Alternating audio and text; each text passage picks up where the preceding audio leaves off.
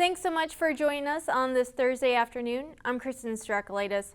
Coming up, the U.S. Postal Service doubles its planned EV order. But we'll begin with the global auto sales market. 2022 was supposed to be a rebound year for the auto industry. Most automakers and analysts predicted the chip shortage would ease in the second half of the year and global production would stabilize. But with Russia's invasion of Ukraine and a potential resurgence of COVID cases in Asia, the year now looks a bit more murky. LMC Automotive has lowered its global sales forecast by about 3.2 million units and its U.S. prediction by about 600,000 vehicles. Both numbers are expected to be above 2021 levels. However, demand for new vehicles will remain higher than available inventory. Jeff Schuster, LMC's president of global forecasting, telling our Jamie Butters on today's Daily Drive podcast that more disruptions could occur. I think there's further downside risk as well. We're sitting on just a multitude of variables that could certainly cause additional disruptions, including the latest outbreak of COVID in China, which is, with their zero COVID policy, the restrictions have been put in place and we've had to downgrade the China outlook as well. Schuster says in addition to those issues, there are problems with a lack of ships and trucking as well. You can hear the entire discussion on AUTONEWS.com/dailydrive.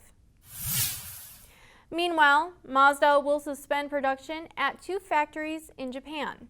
The automaker says the plants will each be down for 2 days in April due to parts supply disruptions.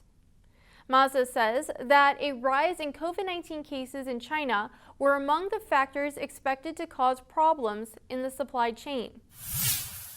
In other news, LG Energy Solution won an incentive package for a $1.7 billion expansion of its battery factory in Michigan. The Korean company plans to build several new facilities that will quintuple the plant's capacity to build battery components. In all, LG will receive about $189 million in tax breaks and incentives for the project. The U.S. Postal Service placed an initial order for its next-generation delivery vehicles from Oshkosh. USPS says the 50,000 vehicles will cost nearly $3 billion. About 10,000, or roughly 20% of those delivery trucks, will be fully electric. That is double the original plan. The White House has pressed the Postal Service to increase the amount of EVs it buys.